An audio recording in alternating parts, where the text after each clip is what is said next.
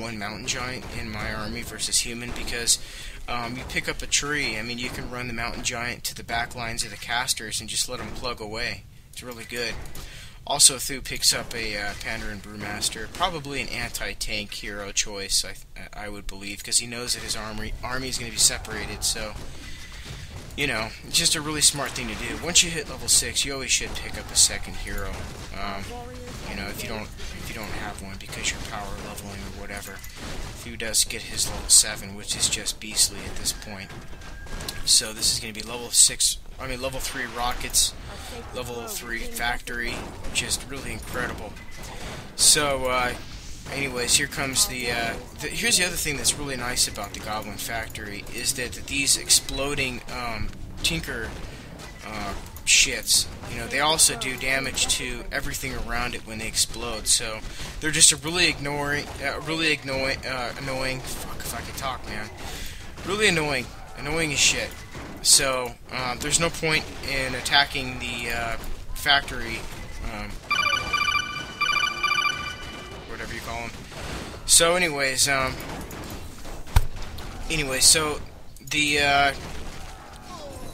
it looks like the human player at this point is trying to bust out with some knights to try and counter these bears because the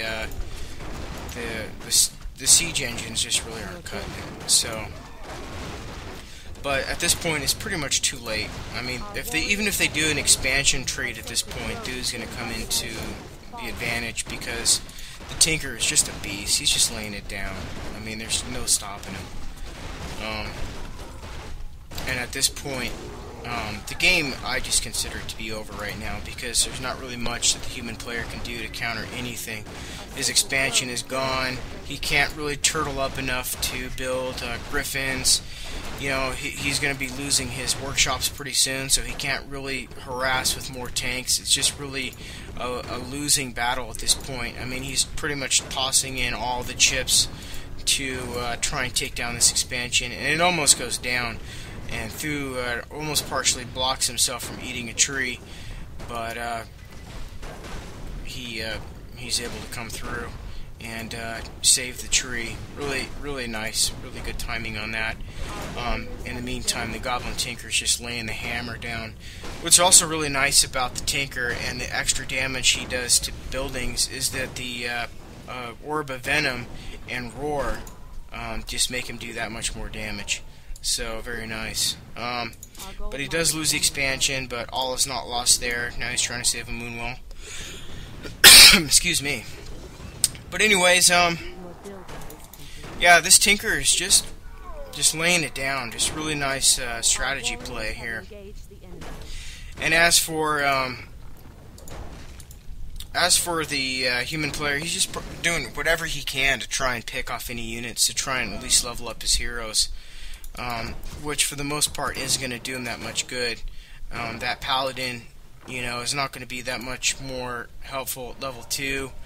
And as for the Mountain King, his level 3 would be a little more helpful to maybe pick off a bear, but it's going to do no extra damage to the Goblin Tinker whatsoever. So, you know, it's just the perfect anti-human strategy for this map. Really nice play.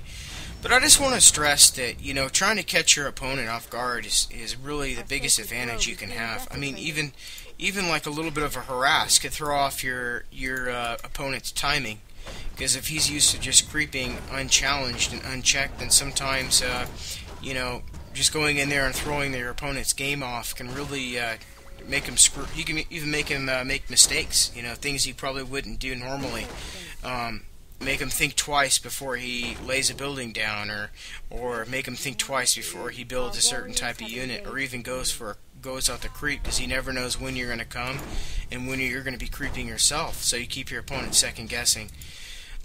You know, I can't really stress those points enough. And even though I kind of focused on Thu the most during this game, you know, Pepsi really was doing the same. I mean, he was throwing out siege engines, trying to keep his opponent from, you know, going out too far, because maybe he'd be worried about what's going to happen to his base if some siege engines show up. So he did a real good job with that. You know, there's not really much use of talking out the rest of this game, because what happens is Thu just runs around the map and beats the shit out of random units that are running away from his army, and just lays down more and more pocket factories until the game is over. So anyways, I'll just do a little bit of a recap. I guess we can just talk about staying in your opponent's head. Sometimes, coming through with a strategy your opponent has never seen before can be your biggest advantage. A lot of times people, they like to watch replays, or they like to check out audio commentaries, and they try and copy what the latest strategy is, whether it's, I'm going to go bears versus human, because that's what every pro does and every replay I've ever seen. Well, people get kind of tired of seeing the same cookie cutter shit, so sometimes people come up with real good counters that people haven't seen yet. So your strategy may not be successful for very long. So sometimes it's good to kind of switch it up. I mean, maybe you might want to harass with some fairy dragons. I mean, that's a strategy not many people have seen. But sometimes going dual AOW fairy dragons and then throwing up an expansion and switching to lore units can be very successful on a bigger map.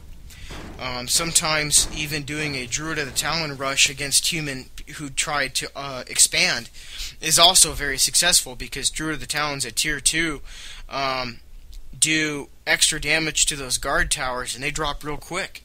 And footmen take extra damage from a Druid of the Talon as well.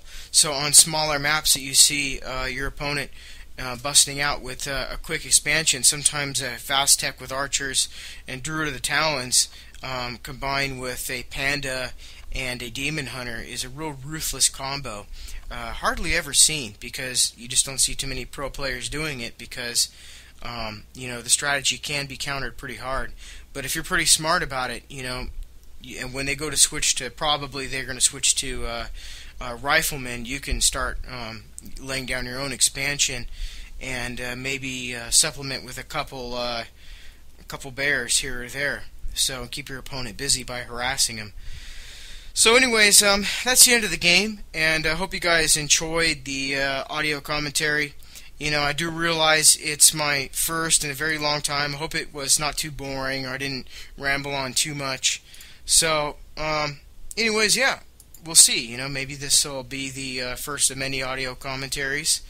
We'll check it out. And, yeah, if anybody, I wouldn't really be asking me, like, what was the name of the song I was using at the intro, because I actually don't even really recall.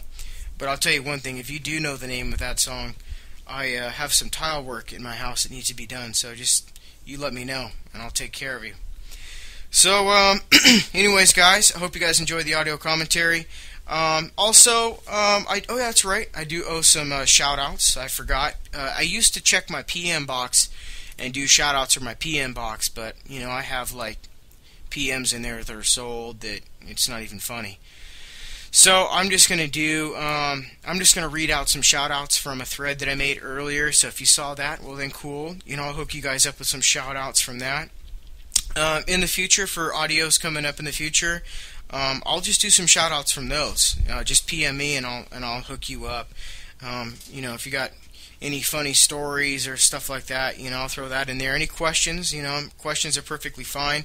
I do need to kind of brush up on my own skills and kind of get out there and see what's happening in the Warcraft 3 world. More or less, still a good game. And, yeah.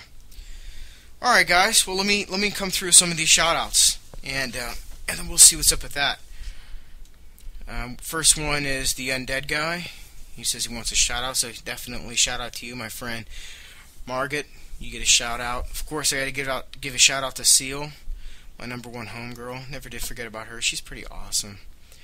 Blue Rush, shout out to you. Ekron, shout out to you. And shout out to Cruncher and Thordis. I'm sorry if I totally slander your names, guys. I really apologize, but hey, you know what? You're the one who got in the thread first, so I'm gonna hook you guys up. Red Power, shout out to you. Scuba Steve, shout out to you. Hulkin, shout out. Freak wants a shout out too. He puts in his comment, shout out to your Lord.